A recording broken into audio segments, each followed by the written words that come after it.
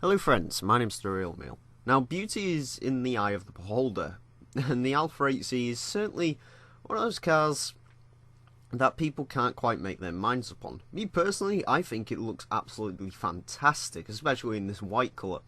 However, to some people this car can appear ugly, and to those of us who it appears beautiful too, we can't exactly explain why. It's a very, very odd car, this. It looks like almost nothing else on the road, well, ever.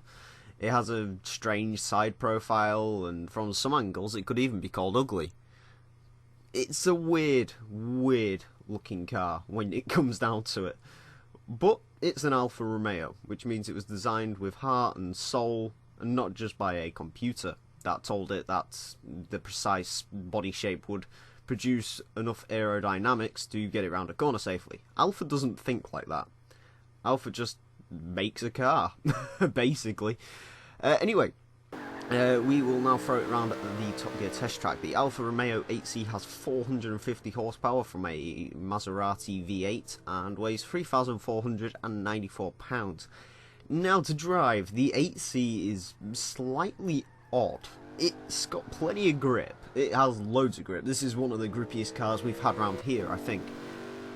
However, the body itself doesn't feel very rigid, if that makes any sense. The car sort of feels like it's flobbering about a bit, which is a very, very odd thing to happen on a nearly new sports car. The only thing I can think of that this sort of happens is because the rear suspension is actually lower than the front suspension.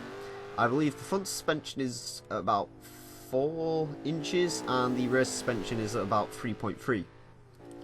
And I assume this is what makes the car handle a bit weirdly. However, through the follow-through, this is one of the fastest cars to ever go around there. It could safely do 95 miles an hour through there, and through the tyres it was doing upwards of 120.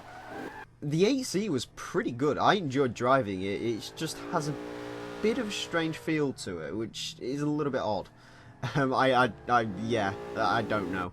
Anyway, on to the time it did, and the 8C goes into a 38th with a 120.887. It is just quicker than the TVR Sagaris, faster than the C7 Stingray, Jaguar XKRS. That's very respectable, actually. It's not too far off a Ford GT either, which for a B-Class car is extremely respectable. I think that's the fastest B-Class car we've ever had. Oh wait, the E63 AMG was B-Class as well. Oh well. Yeah, also I will mention this car is hideously expensive as well. 310,000 credits. It may be quick, but I don't think it's 310,000 credits quick, considering you could have a 458 Italia for 270,000.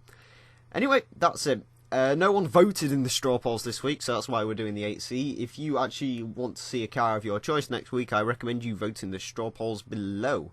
But yeah, that about wraps me up for today, guys. My name's been TheRealEmile, and until next time, farewell.